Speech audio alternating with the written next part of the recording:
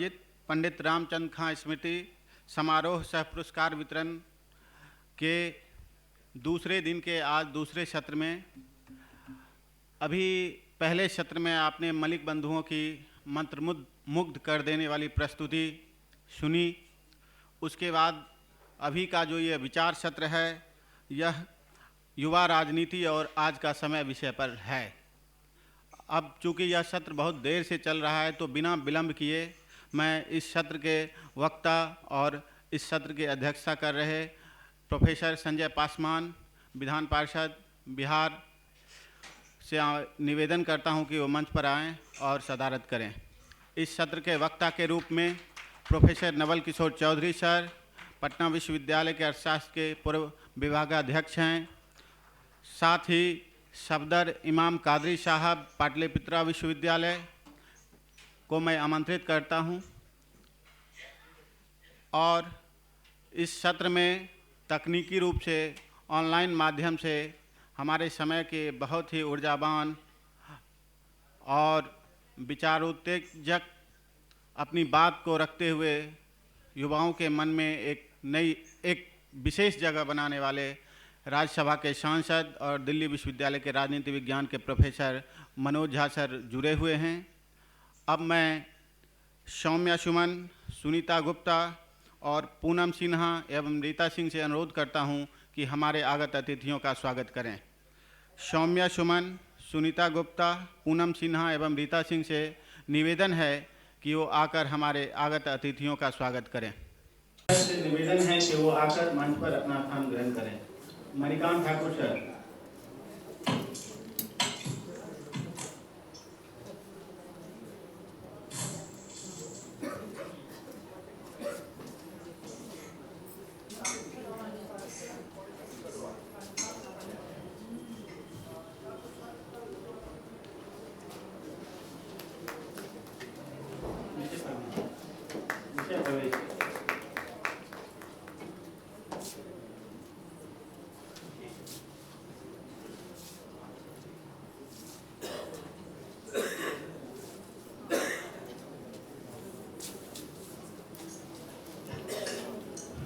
अतिथियों का स्वागत करते हुए मंच पर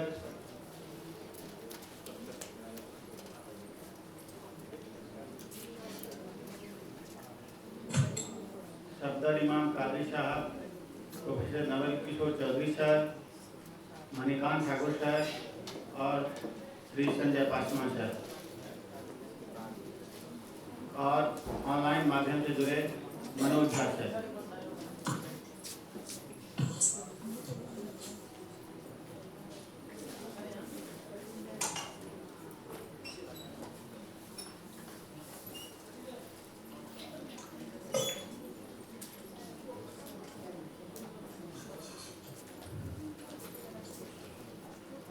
स्वागत के कार्यक्रम के बाद अब हम आज के सत्र का जो मुख्य विषय है आज का समय और युवा राजनीति विषय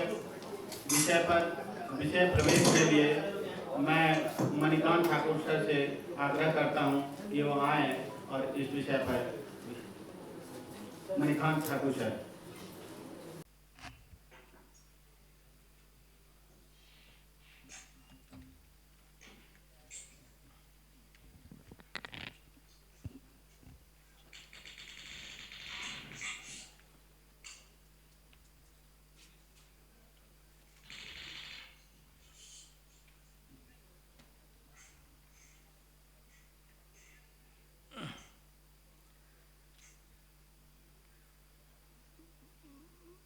मंचस्थ सभी सम्मानित वक्तागण और प्रेक्षागृह में उपस्थित मित्रों,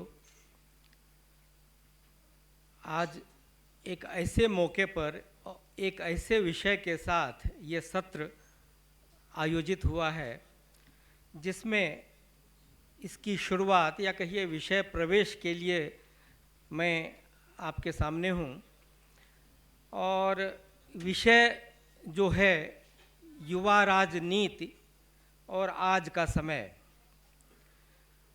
तो ये एक औपचारिकता ही है। आप सब जानते हैं कि अपने देश में या बाहर के देशों में भी युवा राजनीति कैसी है, किस तरह की राजनीति हो रही है, उसमें यूथ इन पॉलिटिक्स जो कहा जाता है वो कैसे युवा पॉलिटिक्स में हैं या नहीं है तो क्यों नहीं है, ये सारी बातें हैं जो इस विषय पर चर्चा के दौरान या कह सकते हैं कि चिंतन के दौरान हमारे जो वक्तागण हैं वो इस पर प्रकाश डालेंगे। और आभासी खिड़की से हमारे मनोज जी भी जुड़े हुए हैं और हम सब जो यहाँ मंच पर हैं वो उनका स्थान जाहिर तौर पर जिस तरह ऊपर है, तो आज नेता और युवा नेता के रूप में भी अगर उनको मान लें तो वो उनकी स्थिति अभी बहुत ऊंची है, इसके लिए उनका भी शुक्रिया कहता हूँ।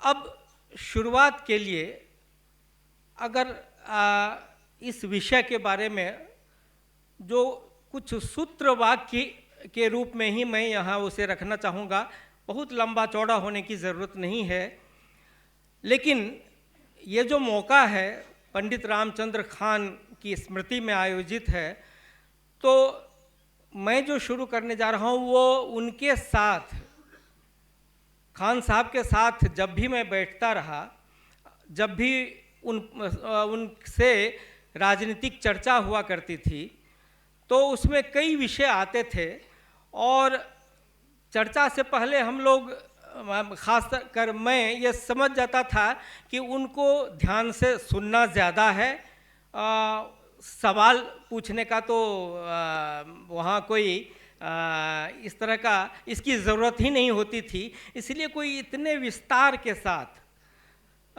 वो उसकी व्याख्या करते थे। जब भी कोई मन में जिज्ञासा होती थी, कोई राजनीतिक विषय उनके सामने मैं रखता था, तो वो उसको कई तरह से समझाते थे। और इसी सिलसिले में एक दिन की बात है कि मैंने उनसे पूछा कि आप युवाओं को बिहार ही नहीं, बिहार से बाहर भी राजनीति में कैसी भूमिका में देख रहे हैं। तो उन्होंने पलटकर सवाल किया कि आप जर्नलिस्ट हैं, आप पत्रकार हैं, घूमते हैं, आप युवाओं को किस भूमिका में देखते हैं राजनीति के सिलसिले में। तो मैंने कहा कि मेरा देखना अलग है, एक पत्रकार जिस नज़रिए से देखता है उसमें, और आप जैसे व्यक्ति जो समाज के से जुड़े हुए विभिन्न विषयों पर ऐसी नज़र रखते हैं जो बहुत कम ही लोग उतनी पैनी और गहरी नज़र रख पाते हैं।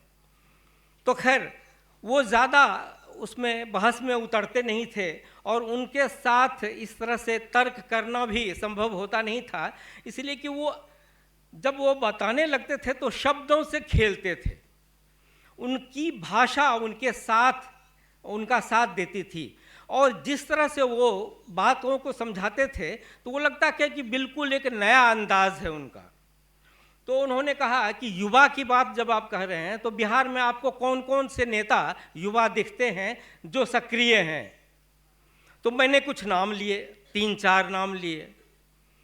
तो उन्होंने कहा कि उनके इर्द गिर्द जो लोग खड़े रहते हैं और उनका जो बॉडी लैंग्वेज होता है उसके बारे में आपने कभी गौर से उसको रीड किया है, देखा समझा है। तो मैंने कहा कि हाँ, ये तो दिख जाता है कि बॉडी लैंग्वेज क्या है या उनके इर्द गिर्द कैसे लोग खड़े हैं। तो उन्होंने कहा कि तब आपको ये कैसे समझ में नहीं आ रहा है कि ये जो युवा नेता हैं अपने देश में, आप राष्ट्रीय राजनीति से लेके अपने राज्य की राजनीति तक में जो युवा हैं उनको देखिए, तो आपको कैसे समझ में नहीं आता है कि ये इनसे समाज को मिल क्या सकता है, और ये जिस स्थिति में हैं उस स्थिति में कोई व्यक्ति समाज को देता है या सिर्फ समाज से लेने की सोचता है और समाज से अपने लिए अपने लिए ओहदा, अपने लिए ऐशो आराम, अपने लिए दौलत, अपने लिए रुतबा, ये सारी उम्मीदें जो उनके हाव भाव से दिखती हैं, वो उस पर आप लोग कभी सोच के और पूरी निष्पक्षता के साथ उसको आप लोगों के सामने रखते हैं? तो ये जब ऐसा सवाल जवाब हो रहा था तो मुझे लगा क्या कि अब इसमें गुंजाइश नहीं है कि और इस बात को आगे खींचें। तो उन्होंने कहा कि आप एक बात बताइए कि इस राज्य का कौन ऐसा नेता था जिसने सबसे पहले ये जुमला ही कहिए वो लोगों के बीच में उतारा कि अब राजा रानी के पेट से पैदा नहीं होता। तो तुरंत मुझे याद आ गया कि ये जो बात थी, ये जो भी पुराने लोग हैं, जो लालू जी की शुरुआत जो राजनीति में बिहार से हुई थी, उस समय में जो उनके कुछ ऐसे जुमले हुआ करते थे जो बड़े चुटीले होते थे, उसमें ये बार बार कहते थे कि अब राजा रानी के पेट से पैदा नहीं होता। जाहिर था कि लोग समझ रहे थे कि वो क्या कहना चाह रहे हैं, लेकिन खान साहब ने तुरंत कहा कि ये जो आपने उनके मुंह से सुना, अब जो उन्हीं के परिवार का एक युवा राजनीति में है, वो तो रानी के ही पेट से पैदा हुआ नहीं लगता है आपको? तो मैंने, ये बड़ा ऐसा सवाल था कि सचमुच में कोई मुख्यमंत्री बिहार किसी राज्य का राजा जैसा होता है, दिखता है, या लोकतंत्र में अब राजा उन्हीं को आप कह सकते हैं। और वो उनकी पत्नी भी मुख्यमंत्री रही हों और उनका बेटा अब मुख्यमंत्री होने की संभावना के साथ राजनीति में उतरा हुआ है, तो उन्होंने कहा क्या कीजिए, तो आज भी राजा रानी के पेट से राजा पैदा हो सकता है। और अगर ये युवा में क्षमता है, आपको लगता है कि वो जो लालू जी ने कहा था उस बात में और इस बात में क्या तालमेल आपको दिखता है? तो मैंने समझ लिया, मैंने कहा कि ये जितना समझता था वो मैंने मान लिया, अब इसमें ज़्यादा अब क्या इस पर बात करें। लेकिन ये है कि अब अगर लालू जी को अपने इस युवा पुत्र जो उनकी विरासत संभालने के लिए अब बिहार में है, तो उसके बारे में वो ये नहीं कहेंगे, अब वो नहीं कहेंगे, वो जुमला फिर से नहीं बोलेंगे कि अब राजा रानी के पेट से पैदा नहीं होता। तो इस तरह की जो चर्चा होती थी, ये सिर्फ पंडित रामचंद्र खान के साथ बातचीत में ही ऐसी चर्चा हो सकती थी। और ये जब उनके बारे में तो ये सब जानते हैं। थोड़ा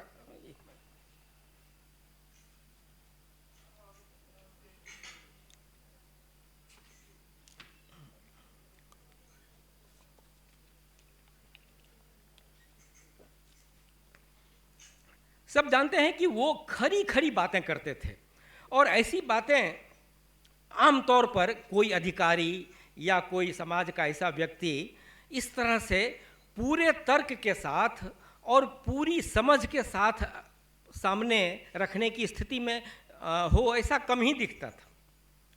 तो उनके साथ बातचीत से ये आज के विषय का प्रवेश मैं यहाँ इसी रूप में करना चाहता हूँ।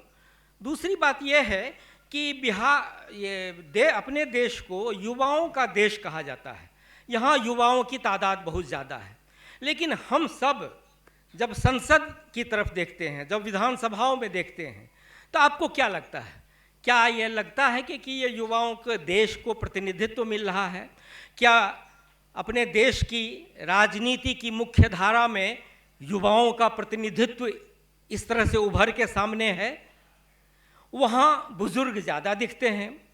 संसद जो है या विधानसभा जो है, वहाँ किस तरह के लोग हैं राजनीति में, कि उनकी क्या उम्र है, तो ये सबको पता है, ये बताने की ज़रूरत भी नहीं है। तो अब और युवाओं की भूमिका के बारे में अगर कहें तो कुछ आप ये जैसे उदाहरण ले सकते हैं कि ठीक वही स्थिति एक बार जब मैं दूर दराज गांव में लोगों से बातचीत कर रहा था और चर्चा निकल पड़ी थी रामविलास पासवान जी के परिवार की, उनकी और उनके पुत्र की। तो चिराग के बारे में जब मैंने जानना चाहा उन लोगों की राय कि आपको क्या लगता है, ये युवा हैं बिहार से, अब आगे लगता है कि ये बिहार की राजनीति में ये एक मुख्य भूमिका निभाने की सोच रहे हैं और उसी तरह से वो उनकी तैयारी भी दिखती है, तो आपको क्या लगता है? तो लोगों ने कहा कि क्या फ़र्क पड़ता है दोनों में, दोनों परिवारों में। उन्होंने लालू परिवार से इनकी तुलना की और कहा क्या कि वहाँ भी वही स्थिति है जिस तरह से जो परिवार उनको मिला चिराग पासवान को, और जो सुविधाएं मिली, जिस तरह के वातावरण में वो रहे, जैसे पले बढ़े, और अब जो उनकी आकांक्षा है वो जो महत्वाकांक्षा की हद तक है, और इस राज्य के मुख्यमंत्री बनने के लिए उनके इर्द गिर्द जो मुख्यमंत्री बनने की जो उनकी इच्छा है उसको बढ़ावा देने के लिए जो उनके इर्द गिर्द लोग खड़े होते हैं, उनके जो समर्थक हैं, वो क्या बोलते हैं। अब इसको भी आप उसका आकलन कर सकते हैं कि उनके मन में क्या बातें उठती हैं। तो ये जो दो नेता हैं, युवा नेता कह सकते हैं, और इसके बरक्स में रखना चाहता हूं कि अभी अभी बिहार की राजनीति में एक प्रवेश हुआ है एक और नेता का, जो पहले नेता नहीं थे, एक आप कह सकते हैं कि राजनीति में जो चुनावी राजनीति है, चुनावी राजनीति में सफलता के लिए वो अपने को उपलब्ध कराते थे नेताओं को और उसमें वो मदद करते थे। तो आप समझ गए होंगे कि मेरी मुराद क्या है, किनकी तरफ है। वो हैं जो बिहार में आजकल बहुत ही सक्रिय हुए हैं, वो हैं प्रशांत किशोर। तो प्रशांत किशोर के बारे में, वो भी एक युवा हैं और लग रहा है क्या कि उन्होंने जिस तरह से अपनी शुरुआत की है उसमें बहुत लोगों को उनसे उम्मीदें भी जगी हैं। तो प्रशांत किशोर की जो राजनीति है और वो जो कर रहे हैं उसमें साफ दिखता है कि वो अपने बिहार के जो ये दो, जैसे तेजस्वी और चिराग को सामने रखें और उसमें प्रशांत किशोर को सामने रखें, तो बिल्कुल एक अलग भूमिका में वो नज़र आ रहे हैं। पहले उनकी क्या भूमिका रही थी ये सब जानते हैं, उसको कहने की ज़रूरत नहीं है, लेकिन अब जो उनकी भूमिका है वो बदली हुई सी भूमिका है। और बदली हुई है कि उनके जो अनुभव रहे हैं नेताओं के साथ जुड़ के चुनावी राजनीति को उस नेता के साथ ब्रैकेटेड करके उसको सफल बनाना, ये सारा जो कुछ वो करते रहे उससे अलग वो खुद जिस तरह से उतरे हैं राजनीति में, तो उसमें भी एक युवा नेता के तौर पे जिस तरह से वो चाहते हैं कि वो आगे चलें, तो उसमें कुछ आप कह सकते हैं कि वो एक भिन्नता है, और ऐसी भिन्नता है जो उम्मीदें भी जगाती हैं। कई लोगों को उनसे ये उम्मीदें हैं कि बिहार में जो एक ख़ानदानी जो राजनीति की जो ये था कि एक ऐसे परिवार से युवा नेता सामने आ रहे हैं और उस परिवार को समर्थन भी मिलता रहा है, तो उससे थोड़ा अलग इनकी भूमिका है प्रशांत किशोर की।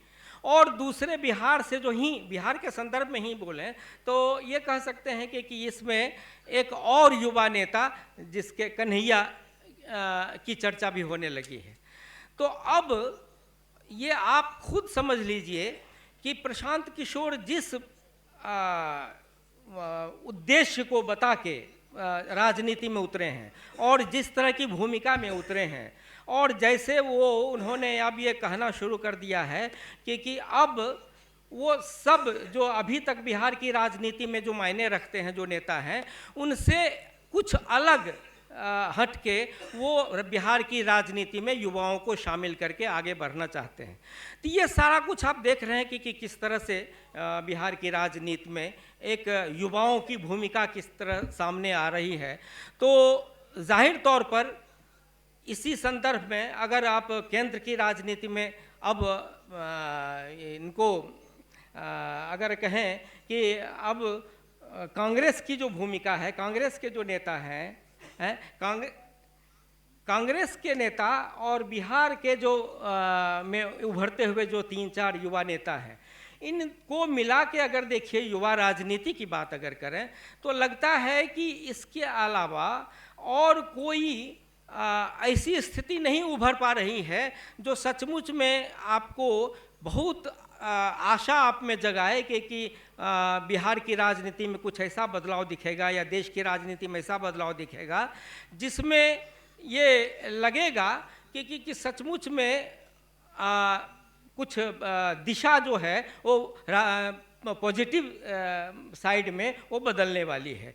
तो ये सारे सवाल भी उपजते रहते हैं लोगों के मन में, और आज जो ये चर्चा हो रही है और जिसमें हमारे जो वक्ता हैं वो इसी बात पर जाहिर है कि वो इसको आगे बढ़ाएंगे और हम सबों के बीच ये एक रास्ता देंगे या एक कह सकते हैं कि उम्मीद रखेंगे जिस पर ये सोचा जा सकता है कि ये जो राजनीति है, युवा राजनीति है, वो लोगों के हक में किस तरह आगे बढ़ रही है या वैसा कुछ खास बदलाव की उम्मीदें नहीं जगी हैं। बहुत बहुत शुक्रिया आप सबका।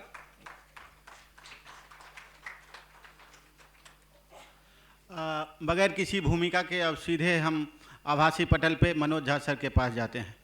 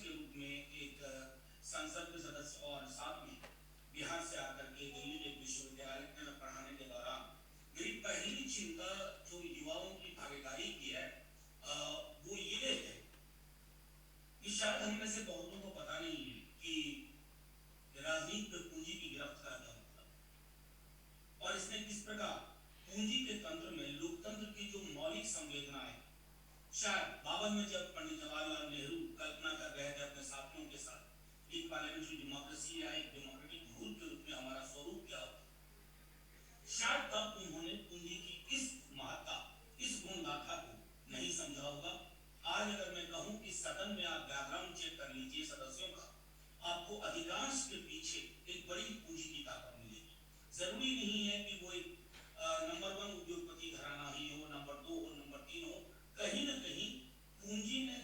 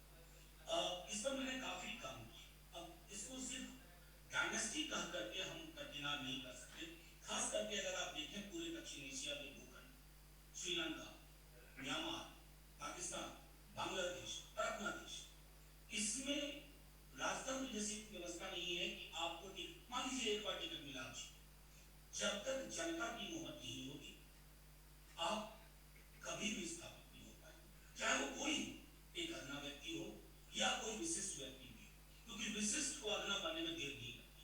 ये भी हमने इसी दौर की राजनीति में देखा। हम कई और परिवारों से आए हुए लोगों के संघर्ष को भी देखा, अभी तक जगह नहीं बना पाए। तो मुझको लगता है कि लोकतंत्र की अगर मान्यताओं और संवेदनाओं में हमारा भरोसा है तो हमें इस बात को तय करना होगा कि हम होनी चाहिए जो भी, जब तक जनता की मोहर हमारे विचारों पर, हमारी कार्यशैली पर, हमसे अपेक्षित संभावनाओं पर नहीं होगी, आप खारिज कर दिए जाए। अगर आप खारिज नहीं होते हैं तो आपने अपने लिए जगह बनाई, ये मैं ये जरूर कहना चाहूंगा। एक और चीज मुझको लगता है जो अब तक का मेरा अनुभव रहा है कि राजनीति में, सिर्फ संसद में नहीं, गलियों में, कॉलेज में 30-35 वर्ष पूर्व हम लोगों ने ग्रेजुएशन किया। मैं पटना विश्वविद्यालय का छात्र था, मैं लेफ्ट के एक संगठन से जुड़ा हुआ था, एबीवीपी भी हुआ करती थी, एनएसयूआई भी हुआ करती थी। हमने पॉलिटिकल डिफरेंस को शत्रुता के भाव में बदलते हुए कभी नहीं। ये बीते 10-12 वर्षों का डेवलपमेंट, आप पॉलिटिकल एडवर्सरी नहीं, आप शत्रु हो जाते हैं। और आप देखिए जिस प्रकार की शब्दावली का इस्तेमाल होता है, जैसे लगता है हम युद्ध क्षेत्र में। अभी हाल ही के दिन में एक बड़े नेता ने कहा कि फलाने उनका नाम लेकर के आइए 2-2 हाथ करें। ये कुश्ती का अखाड़ा नहीं, ये प्लेटफॉर्म है जहां मैं मानता हूं कि राइट को भी रहने का, इसको हम राइट विंग कहते हैं, लेफ्ट विंग को भी रहने का, और जो एक मध्यमार्गी दल है उन्हें भी रहने का। एक खास दौर में जनता अगर किसी को चुनती है, उस पर भरोसा देती है, हमें वो भी स्वीकार है। लेकिन हम दुश्मन, ये जो दुश्मनी की जुबान आ रही है ना, ये युवा सपनों को भी कुंद करती है, क्योंकि यूथ का मतलब होता है स्मरण है। सोवियत रूस से पंडित जवाहरलाल नेहरू आए थे क्रांति के ठीक बाद, और उन्होंने एक कविता की पंक्ति कोट की थी,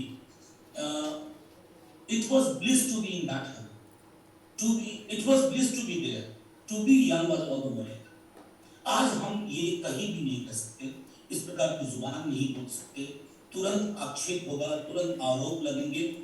ये जो शत्रु भाव की का संवाद हो गया, इसमें हमारे रिश्ते का, अब हम आम बोलचाल में एक दूसरे से मतभेद हैं, लेकिन जो शब्द हम चुनते हैं ना, वो गहरी चोट करते हैं हमारे मानस पे। परिवार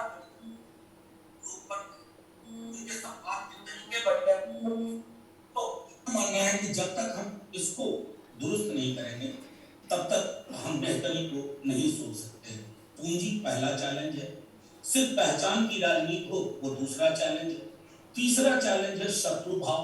जब तक ये एनिमोसिटी की जुबान को हम खाली, क्योंकि कोई भी लोकतंत्र महफूज नहीं रहा है जब उसने अपनी अपनी एनिमोसिटी की जुबान को तरजीह देनी शुरू की।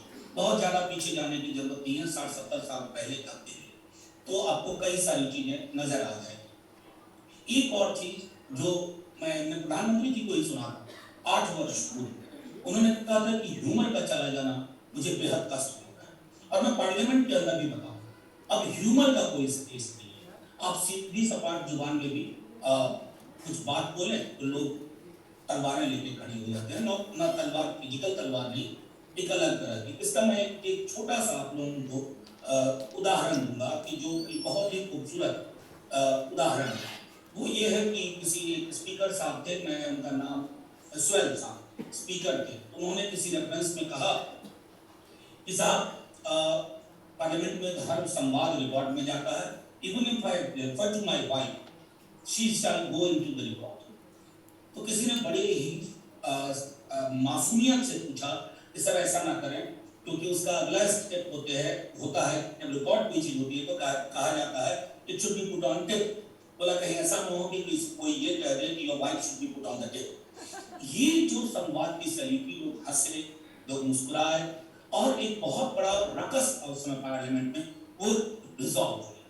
आज के दिन अगर आप देखें कि बीता जो पूरा सत्र है वो वॉश आउट हठधर्मिता में हुआ है, माय वे और हाई। और मैं सिर्फ सरकार को ही पूछती हूँ, मेरा मानना है कि सत्ता प्रतिष्ठान को लगता है कि विपक्ष नहीं चलने दे रहा, और विपक्ष को लगता है कि ये हमारे लिए एकमात्र विकल्प है कि हम संसद को अवरोध करें। मेरा व्यक्तिगत तौर पर मानना है कि संसद जब चलती है सत्ता पक्ष को ज्यादा सवाल पूछे जाएंगे, जीरो आवर होगा ये, और सत्ता पक्ष को सूट भी करता है। लेकिन सत्ता पक्ष के अंदर भी जो लचीला, मैं बार बार नेहरू के दौर में जाऊँ, नेहरू कितना वक्त बिताते थे पार्लियामेंट। पार्लियामेंट जब चलता था तो वो अपनी सारी फाइल भी पार्लियामेंट के अंदर डील करते थे। वो धीरे धीरे धीरे धीरे कम होते हुए इंदिरा जी के पश्चात आज के दिन में ऐसा है कि पार्लियामेंट में या तो पहले दिन प्रधानमंत्री आएंगे या आखिरी दिन आएंगे। तो वो जो पार्लियामेंट के साथ एक एंगेजमेंट होना चाहिए, जो कि बाहर भी मैसेज देता है युवाओं को कि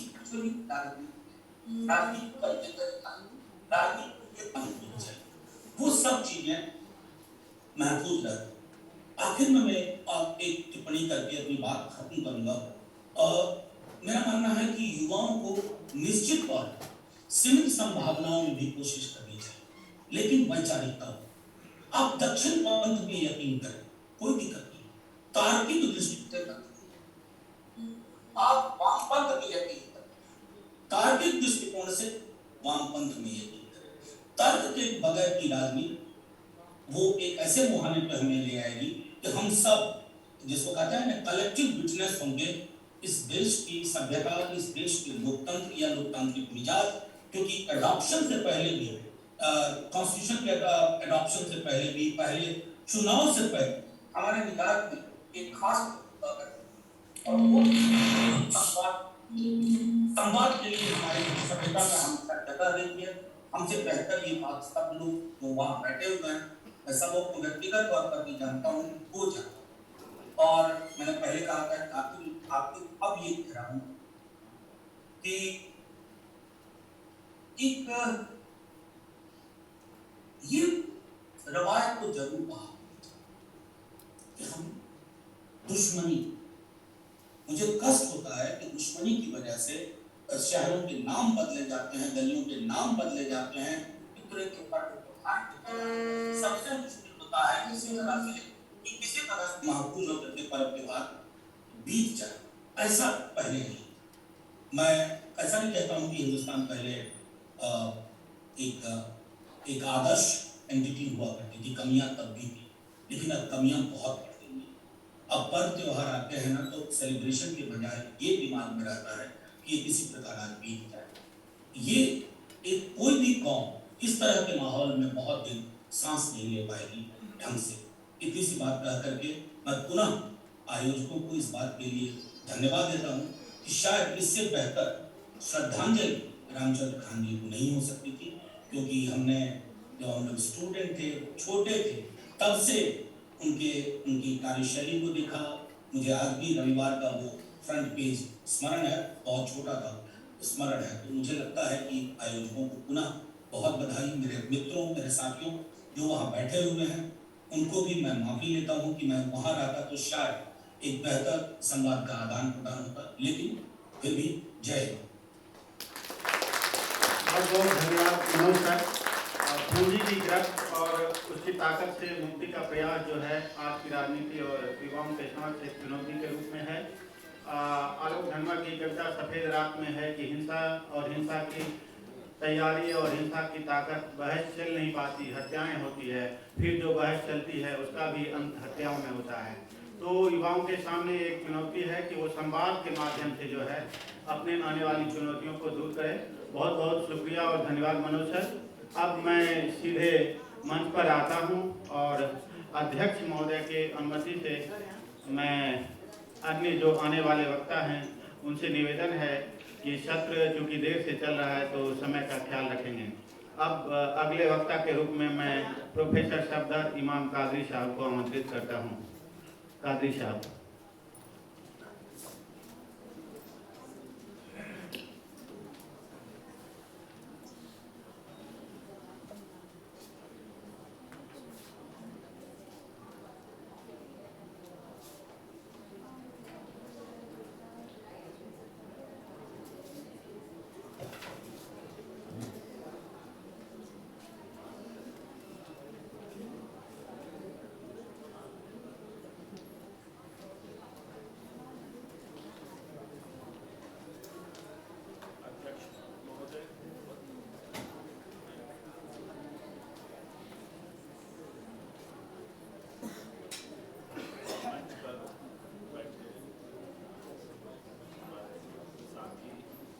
पूजन और हमारे सामने बैठे अनेक गणमान्य व्यक्ति, छात्र छात्राएं, युवा राजनीति और आज का समय हमारा विषय है। अभी मणिकांत ठाकुर जी ने विस्तार से विषय प्रवेश किया और फिर मनोज झा जी ने अपनी बात रखी। सवाल ये है कि जैसी हमारे समाज में राजनीति है वैसी ही युवा राजनीति होगी। पहले हमें ये बात समझ लेना चाहिए कि युवा राजनीति कोई अलग चीज़ नहीं हो सकती। हमारा जैसा समाज होगा, हम जैसे होंगे, बड़ों की जैसी राजनीति होगी वैसे ही युवाओं की भी राजनीति होगी।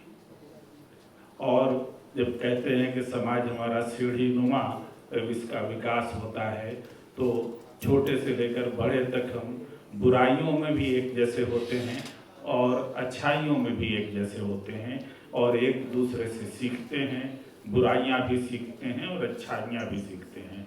इसीलिए हमारे समय की जो युवा राजनीति है उस पर तरह तरह के सवाल उठाने का भी ये समय है। सबसे पहला मेरा सवाल ये होता है कि युवा राजनीति जो हमारे देश में है वो अप्रशिक्षित और जिसे आप कह सकते हैं कि अपरिपक्व है।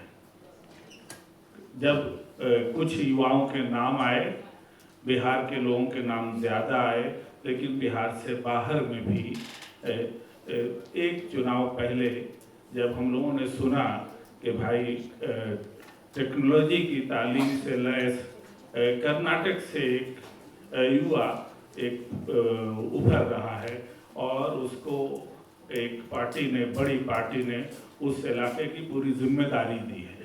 हमें लगा कि हो सकता है नई तालीम, नई पढ़ाई से ये आदमी लैस है, तो इसमें सोचने की भी नई शक्ति होगी और समाज के बारे में भी इसकी चिंता होगी।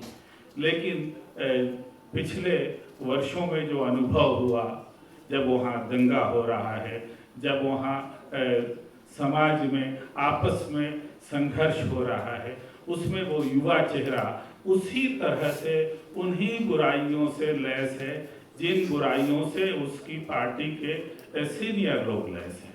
तो इसका मतलब ये हुआ कि उस युवा ने कुछ अपनी बुद्धि से, अपने ज्ञान से, या जो उसका अपना प्रशिक्षण हो सकता था उससे उस राजनीति को कुछ प्रभावित नहीं किया, बल्कि जो देश में राजनीति चल रही थी उसके सीनियर्स जैसा कर रहे थे उन्हीं की बोली, उन्हीं के मुहावरों में वह अपनी राजनीति चला रहा है।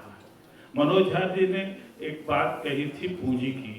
सिर्फ पूंजी एक काम नहीं है, पूंजी तो है और पूंजी से राजनीति हमारी बदल रही है, लेकिन क्या हमारी राजनीति में कोई नया विचार आ रहा है, कोई नया प्रयोग आ रहा है ऐसा जिससे कुछ परिवर्तन हो सके?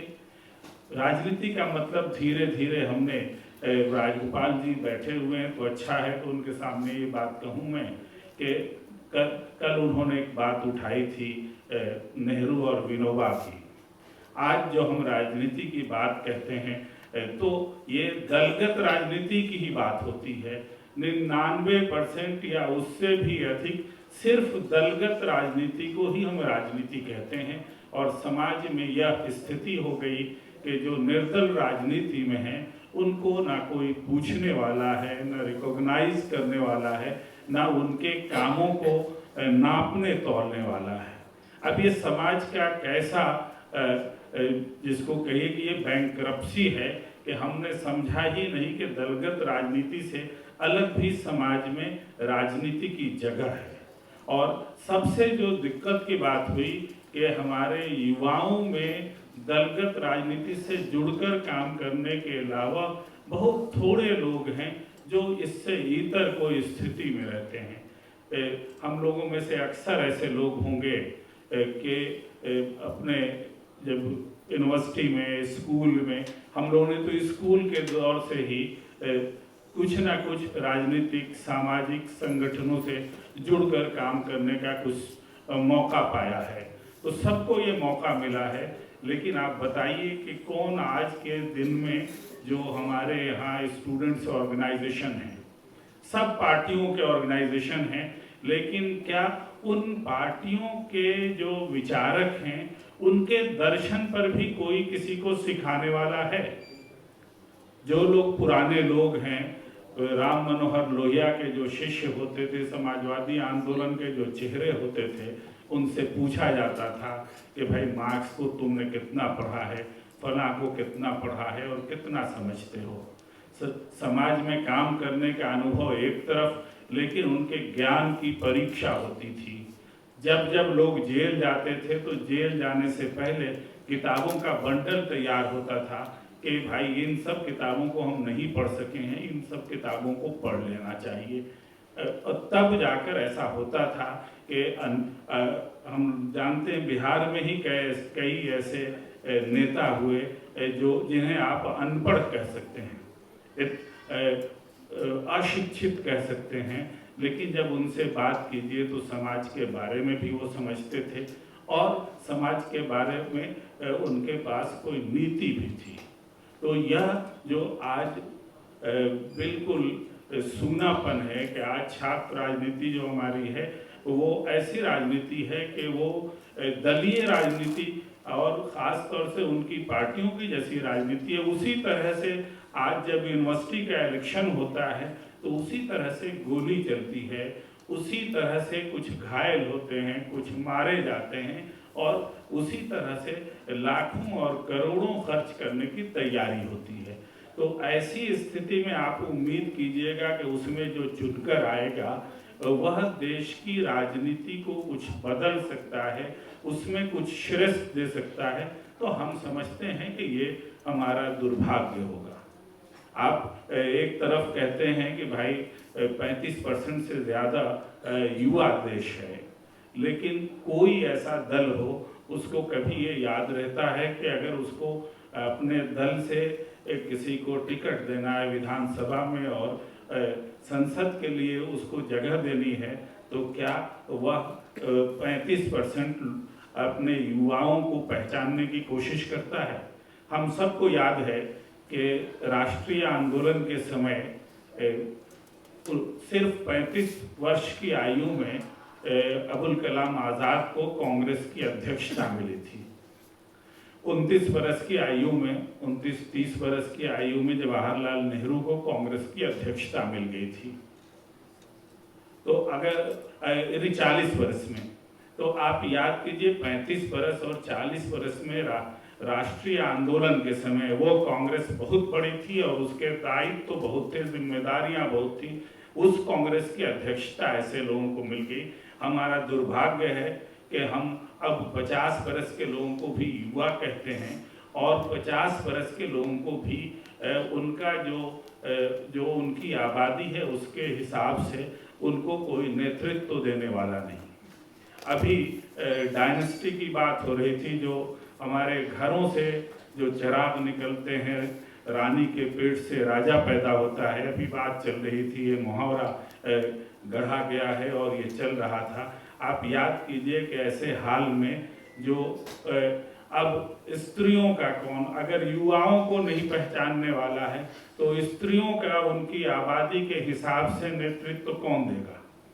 आप बहुत आसान है, हम यूनिवर्सिटी में जाते हैं तो आज 50% से ज़्यादा लड़कियां होती हैं, लेकिन उसी यूनिवर्सिटी का जब चुनाव होता है तो वहाँ 50% से ज़्यादा लड़कियां मैदान में नहीं होती हैं।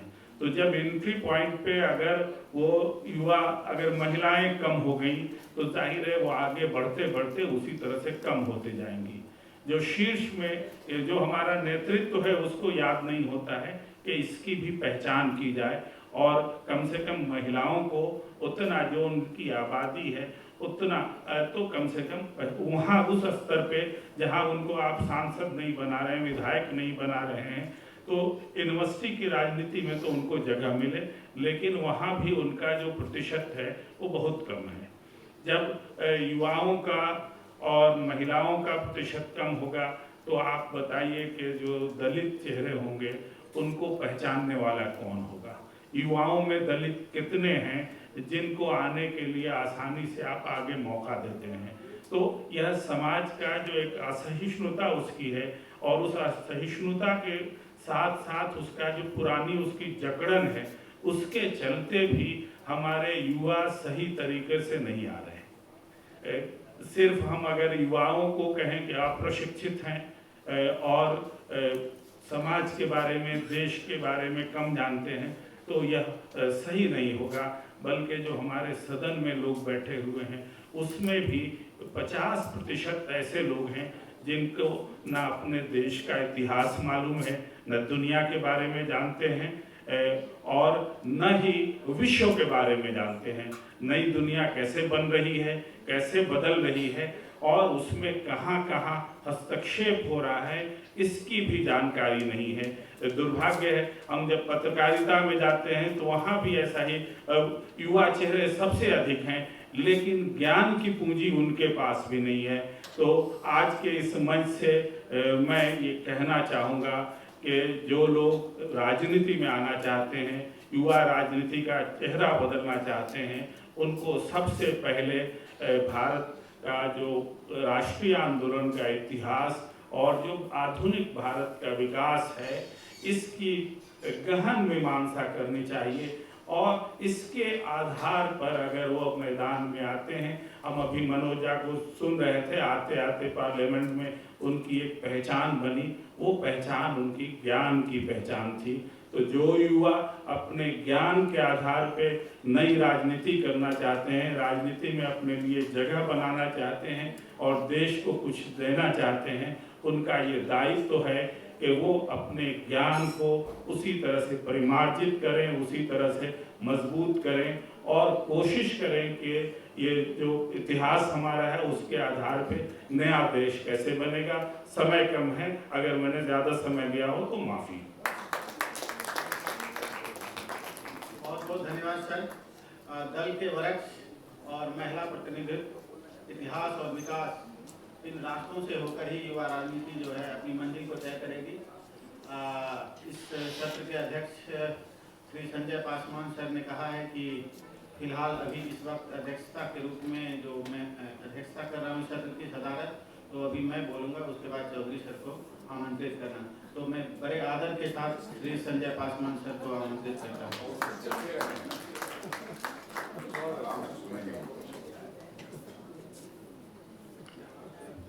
परम आदरणीय नवल बाबू, सफदर भाई, सभागार में उपस्थित पुरुषोत्तम अग्रवाल जी, प्रेम कुमार मणि जी, त्रिपुरारी बाबू, पीवी राजगोपाल जी भी आए हैं। तो बड़ा अच्छा लगा हमको कि इस अवसर पे इतने सारे लोग इकट्ठे हुए और विभिन्न धाराओं के लोग, जल के लोग, ज़मीन के लोग, जंगल के लोग, जानवर के लोग, सब लोग यहाँ इकट्ठे हुए। जितनी संपदा है सबका प्रबंधन कैसे हो, उन सब के लोग यहाँ इकट्ठे हुए। और ये बड़ी बात है कि रामचंद्र खान साहब को सुनने हम लोग जाते थे, हम लोग सुनते थे, बोलते नहीं थे, हम सब लोग उनको सुना करते थे। खान साहब अपने आप में एक आइडिया थे, आइडियोलॉजी थे, आइडियोलॉग थे, इज़म थे, इंस्टीट्यूशन थे। ये उनके परिवार के लोगों ने कार्यक्रम किया है, ये बड़ा बिहार पे बड़ा कृपा किया इन लोगों ने। उनके परिवार के लोग हम जानते हैं कि विभिन्न क्षेत्रों से आए हुए लोग हैं, उनकी बेटियां आई हुई हैं, उनके नाती नतनी आए हुए हैं और ये प्रोग्राम एक रेगुलर इवेंट बने। ये हम आग्रह करेंगे उन तमाम लोगों से कि एक रेगुलर इवेंट बने तो बड़ा बिहार का सौभाग्य होगा। आज जिस विषय पे हम लोग यहाँ इकट्ठे हुए हैं, हम सब राजनीति में हैं, बड़ा मुश्किल है इसको राजनीति को कहना, परिभाषित करना, लेकिन अपने अनुभव से जो मैंने देखा सीखा है, अब मैं बड़ा पॉजिटिव इस मामले में हूँ कि बहुत मैं नेगेटिव नहीं हूँ कि साहब पॉलिटिक्स में क्या हो रहा है। हो ही रहा है कि मतलब बुलबुलों में हो रहा है कि हम उल्लू क्यों नहीं हुए। अब ये सब चीज़ों का तो दौर चला हुआ है, विषदर चारों ओर फैला हुआ है, तो थोड़ा थोड़ा विष पीना सीखना होगा हम लोगों को। अब भाग जाए हम सब लोग अगर कि विषदर चारों ओर फैला, हम लोग तो चले घर अपने, तो पीना होगा मित्रों, हम लोग सीखना होगा, हम लोग को विष को बचाना सीखना होगा हम लोग को। तो बड़े उम्मीद से पॉलिटिक्स में हम सब लोग हैं। और ऐसे सुनते थे गांव में भी कि पॉलिटिक्स हो रहा है, कोई कहा गांव घर में अगर कि बड़ा पॉलिटिक्स हो रहा है, तो हम क्या पॉलिटिक्स हो रहा मतलब क्या पॉलिटिक्स हो रहा है भाई? तो चीजों को जहां बड़ा करते हैं, जहां लघु विराट होता है, तो मुझे लगता है वही पॉलिटिक्स होना शुरू हो जाता है। जहां वैभव होता है, बढ़ता है। अब कोई इशू है, कोई घर का मामला है, हम लोग गांव में एक बार गए, पति पत्नी का झगड़ा हो रहा था, गए बचाने के लिए, तो बड़ा दोनों मिलकर डांटा हम लोग को, काहे आगे हमके बाहर हल्ला हो रहा है, चर्चा हो रहा है, लोगों ने कहा नौजवान हो जाओ, बचाओ उन लोगों को। दोनों फिर गया हम लोग पर, तो हम लोग भागे वहां से फिर कि साहब क्या है, फिर लड़ने लगा, फिर गए हम सब लोग। तो कल होके फिर कहा कि भाई देखिए पॉलिटिक्स हो रहा है यहाँ पर। अब पॉलिटिक्स हो रहा है तो पॉलिटिक्स क्या, हम लोग तो गए बिचौचाव करने के लिए, मीडिएट करने के लिए हम लोग गए, लेकिन पॉलिटिक्स हो रहा है मतलब जहां छोटा चीज बड़ा होने लगे तो वहां पॉलिटिक्स होने लगता है। तो मैंने पॉलिटिक्स का 2 डिफिनेशन निकाला है मैं अपनी ओर से। मैंने कहा कि अगर बेकार को आकार देना संस्कार से, पॉलिटिक्स क्या है, तो यह भी काम है कि बेकार को आकार देना संस्कार से। दूसरा ये है कि व्यवधान को प्रावधान विधान संविधान के रास्ते समाधान की ओर ले जाना। व्यवधान को प्रावधान विधान संविधान के रास्ते समाधान की ओर ले जाना। इसे बहुत डिफिकल्ट पॉलिटिक्स ऐसा नहीं है। हम ये मानते हैं कि इसीलिए तो हम लोग हैं। अब किसी का एंट्री नहीं हो रहा हॉस्पिटल में तो एंट्री करा दीजिए, थाना में कोई नहीं सुन रहा है तो थाना में सुनवाई करवा दीजिए। त्रिपुरारी बाबू मुख्य सचिव हो गए, हमारे यहाँ दोस्त हैं, काम नहीं हो रहा है तो जाके उनको कह दीजिए।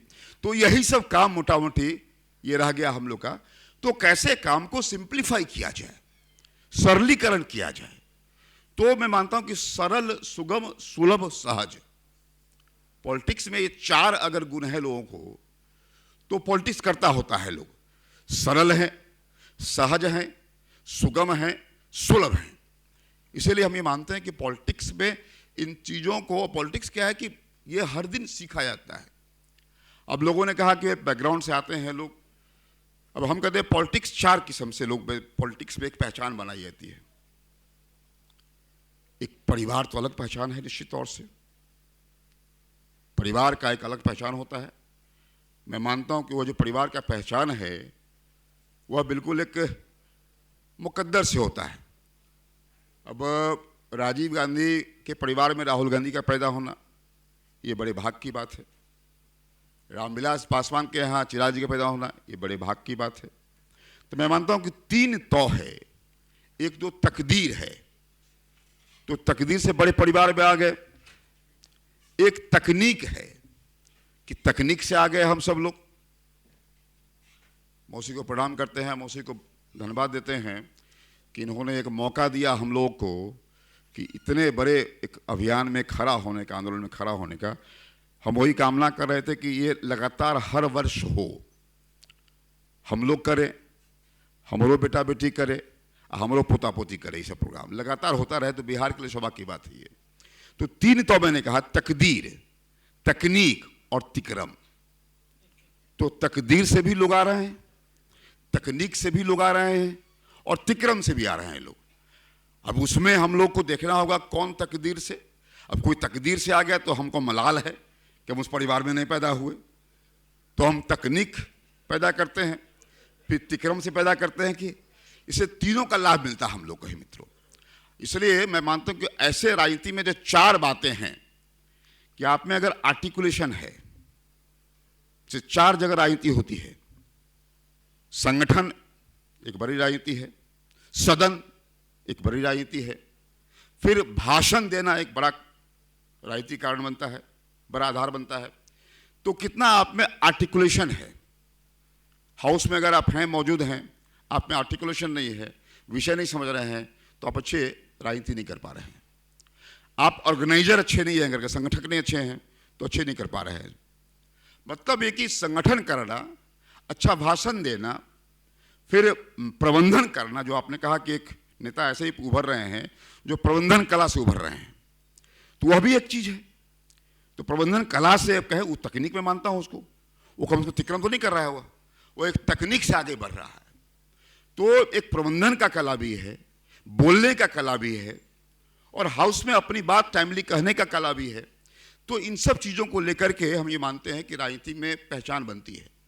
रही बात, हर युग की अपनी परेशानियां रहती हैं, और जो जिस युग में रहा है परेशान रहा है। सत्ता में है तो पक्ष में खड़ा है, विपक्ष में अगर है तो सत्ता के खिलाफ खड़ा है वह, या उसका ये स्वभाव है, कोई नई बात नहीं है। और इस अपने देश में तो 3 ढंग की राजनीति है, निश्चित तौर से है। वाम है, दक्षिण है, मध्यमार्गी है राजनीति है, 3 ढंग की राजनीति है। अब उसी में कोई कभी हावी, कोई कभी हावी है। मतलब कि उसमें अब सब कहते हैं कि साहब इंस्टीट्यूशंस का, अब कुछ इंस्टीट्यूशन का, कुछ आइडियाज का, तो संस्थानों को कैसे पकड़ में लावें, संस्थान हमारे नियंत्रण में कैसे रहे, ये प्रयास हर युग में हुआ है। जेएनयू के पुरुषोत्तम अग्रवाल जी हैं, वामपंथियों का गढ़ माना जाता था, माना जाता, आज भी है, टूटा नहीं है। लेकिन हमें लगता है कि आज कोई कह दे ये कि साहब कोई दक्षिणपंथी का कोई गढ़ हो गया है, पटना यूनिवर्सिटी हो गया हो, पाटलिपुत्रा यूनिवर्सिटी हो गया हो, या जेएनयू हो गया हो, या डीयू हो गया हो। हाँ, थोड़ी बहुत एंट्री हो रही बहाली में, कुछ कुछ उन लोगों का चल पा रहा है, इतना ही हो रहा है। लेकिन कोई गढ़ माना जाए कि कोई साइटाडेल हो गया है, फोर्ट हो गया है उसका, ऐसा नहीं है। लेकिन जेएनयू एक रेड फोर्ट था, इसमें कोई शक नहीं है। और उसके अपने अच्छाई भी है, उसके अपने जो कल्चर हैं वो भी है। हम लोग की शुरुआत हुई है डीप रेड से, रेड ही नहीं, हम लोग डीप रेड थे हम सब लोग। हमें इस बात का कहने का भी है, हम लोगों ने स्टार्ट ही किया उससे, डीप रेड से जाके सैफरॉन में हम लोग आए हैं।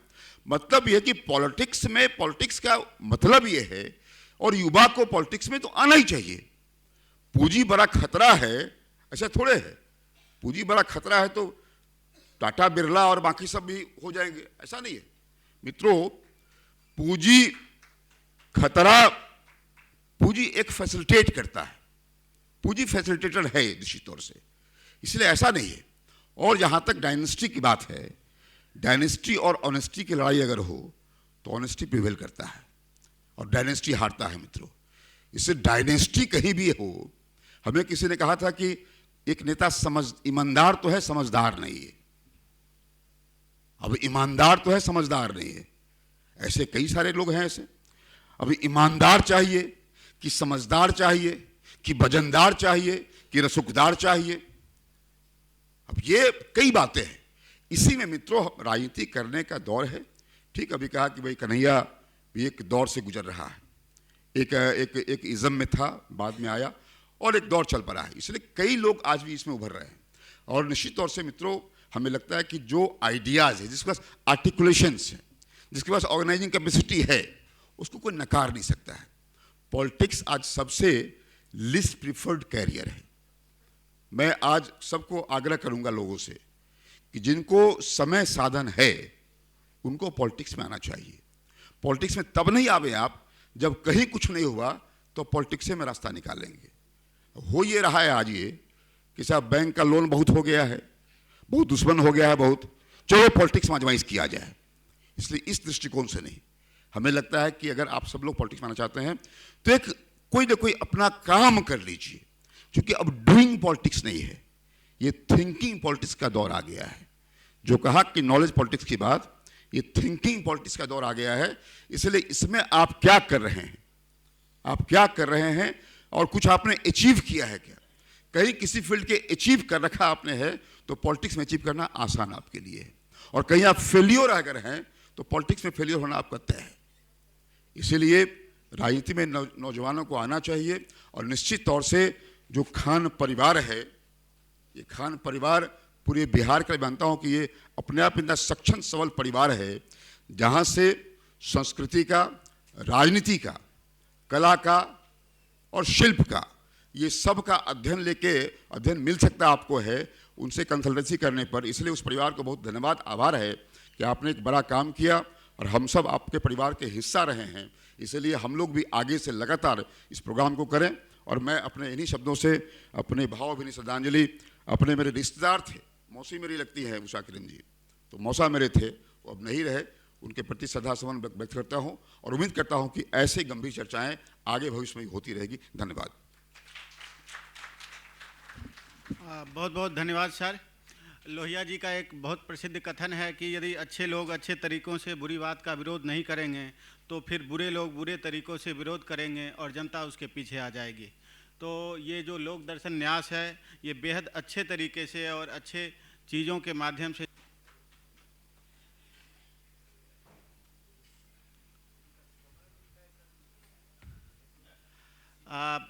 समय तय करने की ज़रूरत नहीं है। सर जानते हैं कि इसके बाद भोजन का वक्तव्य और भोजन दोनों है, तो सर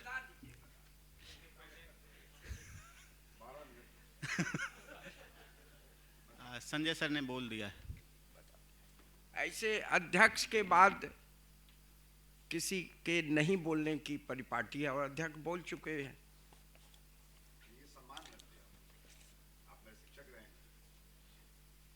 चलिए कोशिश करते हैं। माननीय अध्यक्ष महोदय, मंच पर आसीन माननीय मनकान जी, सब्राहत साहब, सभागार में उपस्थित उषादी, अन्य सभी विशिष्ट अतिथिगण, बहनों, भाइयों, मित्रों, सर्वप्रथम मैं आभार प्रकट करता हूं आयोजकों का इस डिस्कशन में भाग लेने का। लेकिन जो सबसे बड़ा पुनीत कर्तव्य है जो मैंने पहले ही किया, स्वर्गीय श्री रामचंद्र खान जी की स्मृति में श्रद्धा सुमन अर्पित करने का, उसे एक बार फिर शब्दों के माध्यम से करता हूँ। वह पटक कॉलेज के छात्र थे, उषा दी भी पटक कॉलेज की छात्र रहीं, मैं पटक कॉलेज का छात्र रहा, कुछ दिन तक प्राचार्य रहा, और जब इन्हें पद्मश्री मिला तो हमें सौभाग्य मिला कि मैं सबसे पहले इनका स्वागत समारोह आयोजित करूं। और ये मेरे लिए सौभाग्य की बात है कि उस परिवार से थोड़ा संबंध मेरा व्यक्तिगत रहा है। और जहाँ तक खान साहब का सवाल है, पब्लिक डोमेन में उनके साथ मिलने जुलने का ही अवसर नहीं मिलता था। कई बार डिस्कशन में, मीडिया में खास करके उनके साथ मैं शामिल होता था, और उनकी जो स्पष्टवादिता थी और जिस तरह से अपने विचारों को बहुत ही इफ़ेक्टिव ढंग से रखते थे, उसका एक एहसास आपको भी कुछ लोगों को होगा जो उनसे मिल चुके हैं। आज उनको श्रद्धा सुमन अर्पित करने में मैं अपना सौभाग्य समझता हूँ। मित्रों, विषय पहले ही डिस्कस हो चुका है, लेकिन उसको थोड़ा सा अपनी तरह से मैं आपके सामने रखना चाहूँगा। विषय है युवा राजनीति और आज का समय। मेरी राय में इसको पलट के रखना शायद अधिक उपयुक्त होता, आज का समय एवं युवा राजनीति। क्योंकि मेरा मानना है, क्लास में मैं कहता हूँ मनी जी, कि ideas are product of minds, politics is an idea, एक कॉन्शसनेस है, एक खास चीज़ है, तो वो प्रोडक्ट ऑफ माइंड्स है, and minds are product of times. तो इसकी चर्चा पहले भी हुई है, और कल भी अग्रवाल जी कह रहे थे माननीय, जो टाइम होता है वो प्रभावित करता है, और टाइम्स का मतलब होता है ऑब्जेक्टिव कंडीशंस, और उस कंडीशन एक कॉन्शसनेस जो एक एक्यूमुलेटेड कॉन्शसनेस होता है, ये दोनों प्रभावित करता है। तो जब तक आप किसी समय के ऑब्जेक्टिव कंडीशंस को नहीं अप्रिशिएट करेंगे, और उस वक्त जो स्थित चेतना का स्तर है जो उसी वक्त का नहीं है बल्कि एक एक्यूमुलेटेड चेतना है कम्युनिटी का, तब तक उस समय जो माइंड्स वर्क कर रहा है उसको समझने में दिक्कत होगी। तो ये व्यापक विषय है, एकेडमिक विषय है। दूसरी बात जो मैं कहना चाहता हूँ कि कोई भी आदमी जो कंडक्ट है उसका, वो प्रोडक्ट ऑफ बायोलॉजी है, उसकी सोशियोलॉजी है जिसमें टाइम्स आ गया, और उसकी आइडियोलॉजी है। ये तीनों, अन्य बातें भी हो सकती है, ये तीनों उसको प्रभावित कर रही हैं। तो बायोलॉजी तो वही है, बायोलॉजी लॉन्ग रन में डार्विन की थ्योरी मानने वाले लोग मानेंगे, लेकिन बहुत सेकुलर पीरियड में बायोलॉजी बदलेगी।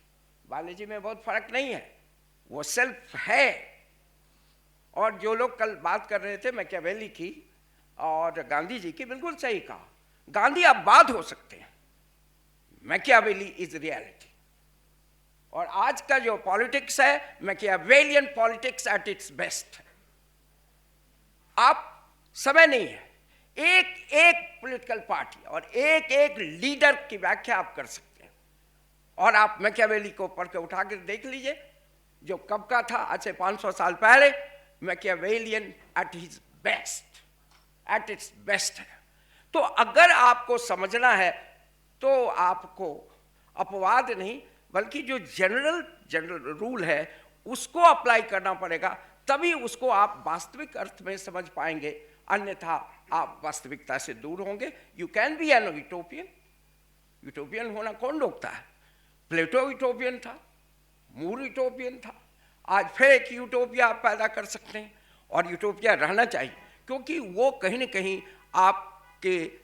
आपकी दिशा को निर्धारित करता है, वो आपके लक्ष्य को निर्धारित करता है, और आपके जो नोबलर गोल्स हैं ह्यूमैनिटी के, उसको निर्धारित करता है। इसलिए यूटोपिया के होना चाहिए, लेकिन यूटोपिया में रहना इनफ नहीं है। जो प्रेजेंट में रहना, आज स्थिति इकोनॉमी की क्या है, तो मैं आपको ये बताना चाहता था कि जो इकोनॉमी, सोसाइटी एंड पॉलिटी, ये तीनों के बारे में एक दो लाइन कह करके मैं खत्म करूंगा, क्योंकि समय नहीं है।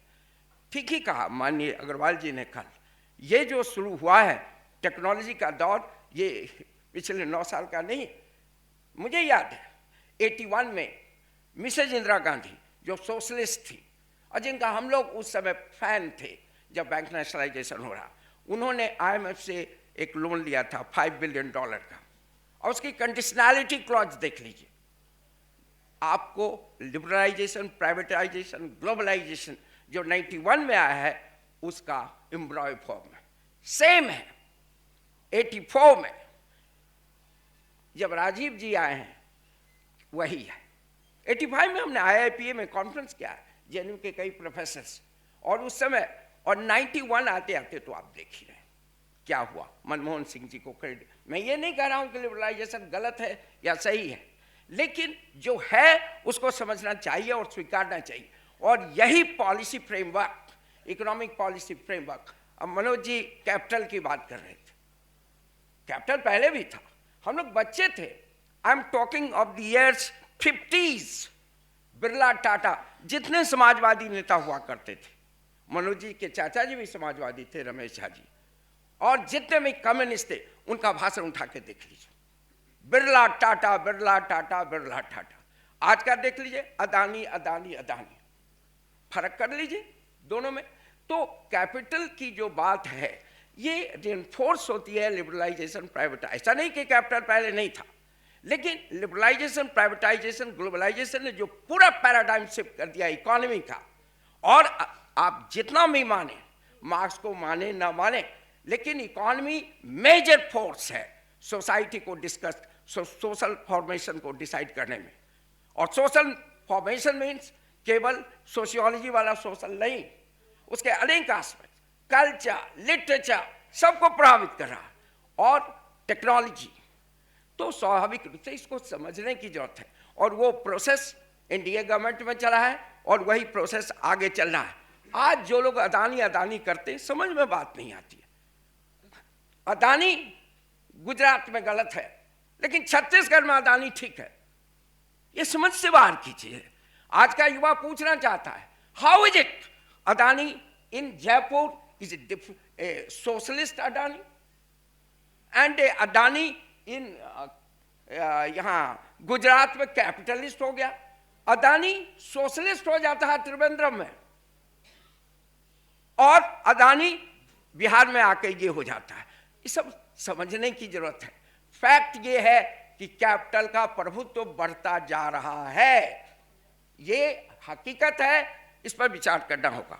कोई नहीं कहता है कि कैपिटल के बिना लेबर वर्क कर सकता है, लेकिन कैपिटल की क्या भूमिका होगी, उसका क्या स्वरूप होगा, वो मोनोपोली कैपिटल होगा, फाइनेंस कैपिटल होगा, ग्लोबल कैपिटल होगा, ये समझ में लेने की जरूरत है।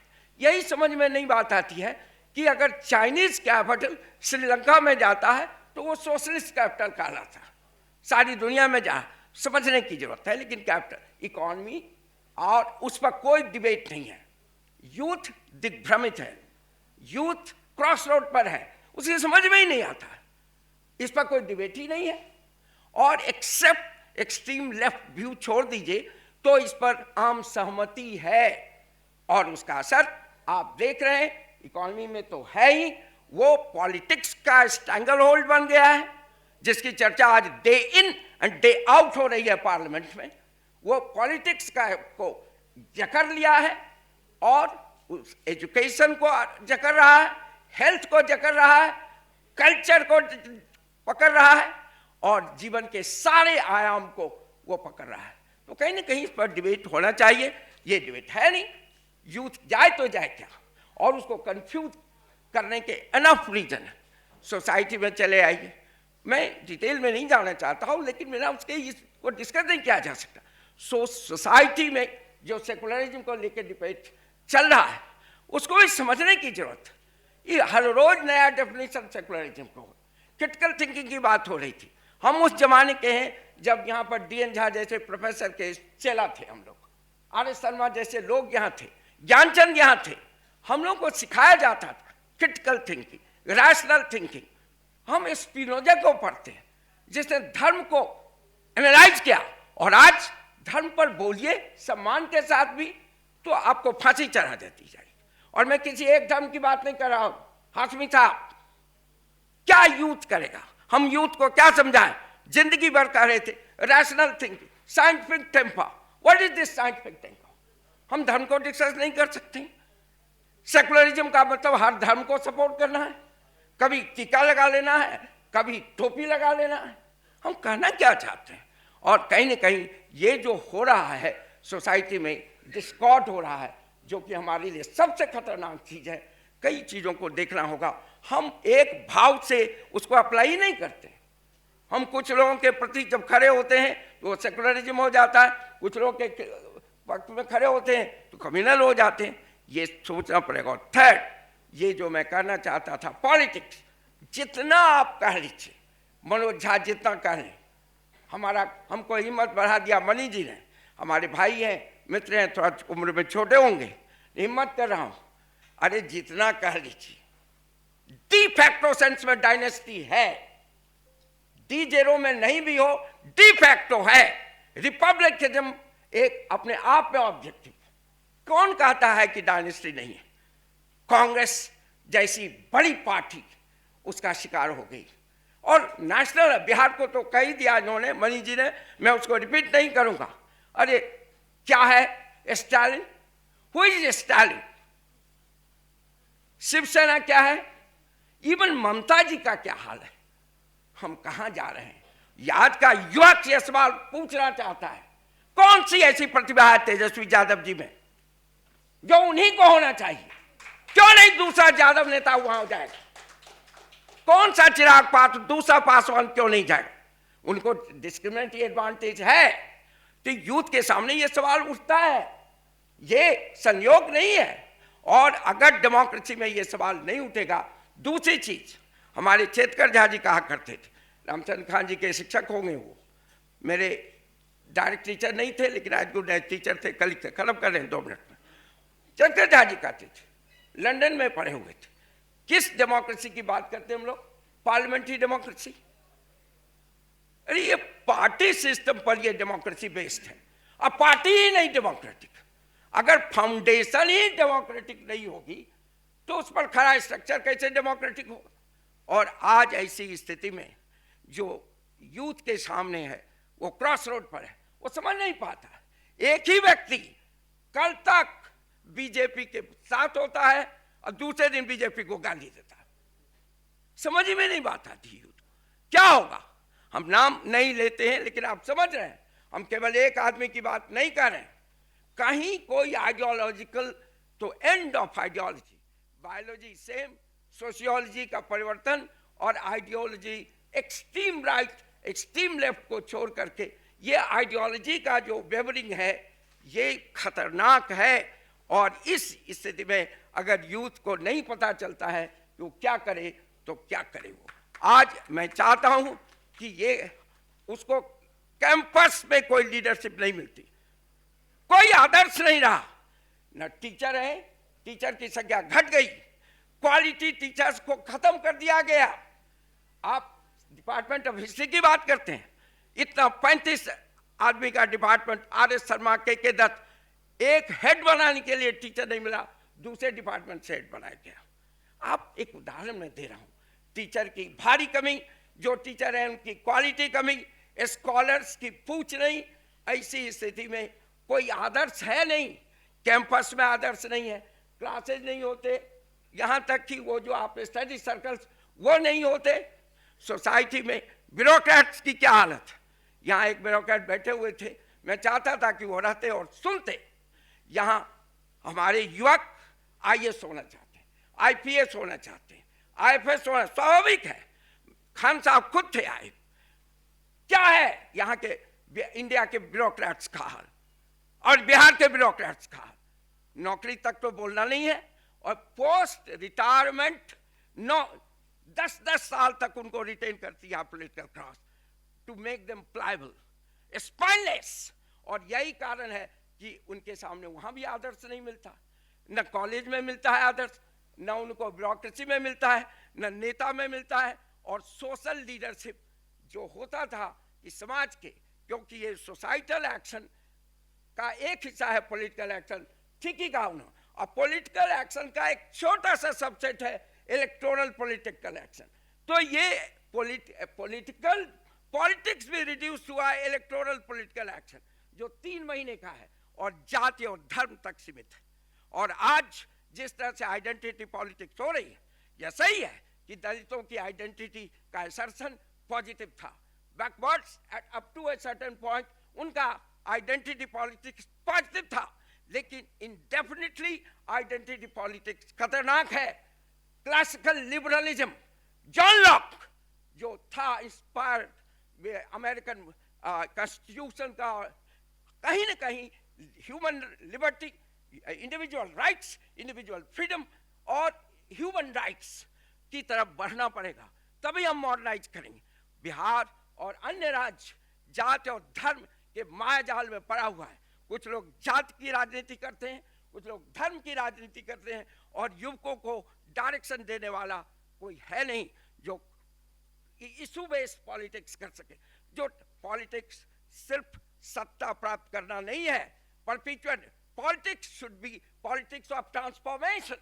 ट्रांसफॉर्मेशन किस तरह का हो, 2 विचार हो सकता है, लेकिन वह पॉलिटिक्स क्या जो सोसाइटी को ट्रांसफॉर्म नहीं करे। मेरा विचार, मनी जी का विचार एक हो सकता है, कुछ लोगों का दूसरा हो सकता है, लेकिन politics has to be transformative.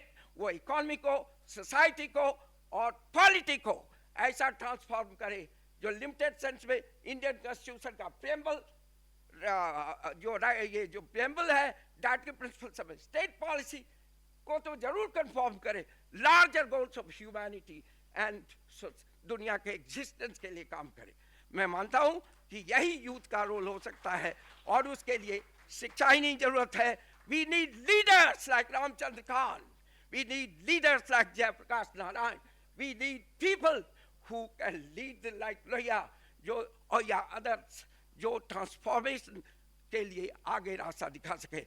Youth उसकी ताक में है, और यूथ ऐसा नहीं है कि वो, मैं I am not a prophet of doom, और this is the last line my friends.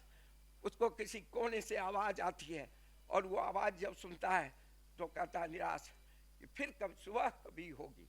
जो गाना है ना, कभी सुबह होगी, और वह सुबह वेट कर रहा है, और वह सुबह जरूर होगी जहां न हिंदू होगा न मुसलमान होगा, सिर्फ इंसान होगा और इंसानियत होगी, और उसी राजनीति की तरफ यूथ को ले जाने की जरूरत है। मैं समझता हूँ इस तरह का आयोजन उस ओर कदम बढ़ाएगा, योगदान करेगा। बहुत बहुत धन्यवाद, बहुत बहुत आभार। बहुत बहुत धन्यवाद सर। अब धन्यवाद ज्ञापन के लिए मैं बिमलेंदु भैया से, बिमलेंदु भैया।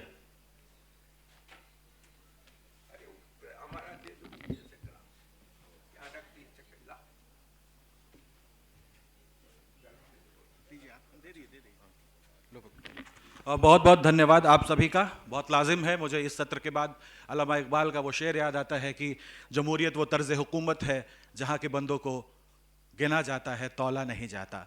लेकिन हम सब ये होता हुआ देख रहे हैं कि सियासत में आने के बाद नहीं, सियासत में आने के पहले युवाओं को किस तरीके से तौला जाए, और इस चिंतन की शुरुआत लोक दर्शन न्यास से हो सकी है। इसके लिए ये न्यास और इसके सारे लोग जो इसमें जुटे हैं वो बहुत बहुत मैं आभारी हूँ उनका, और वो बधाई के पात्र हैं। मैं बधाई देना चाहूँगा बाकी सारे नीलेश को भी, जिसने बहुत अच्छे से सत्र का संचालन किया। बहुत बहुत धन्यवाद श्री मनोज झा जी का, बहुत धन्यवाद श्री मणिकांत ठाकुर जी का, श्री नवल किशोर चौधरी जी का, जनाब सफदर इमाम कादरी जी का, और सदारत कर रहे, अध्यक्षता कर रहे श्री संजय पासवान सर का। Thank you. ये इस सत्र के बाद हम नीलेश आगे के क्या रूटीन है उसको बताएंगे, आइटिनरी। सत्र के बाद सिर्फ भोजन।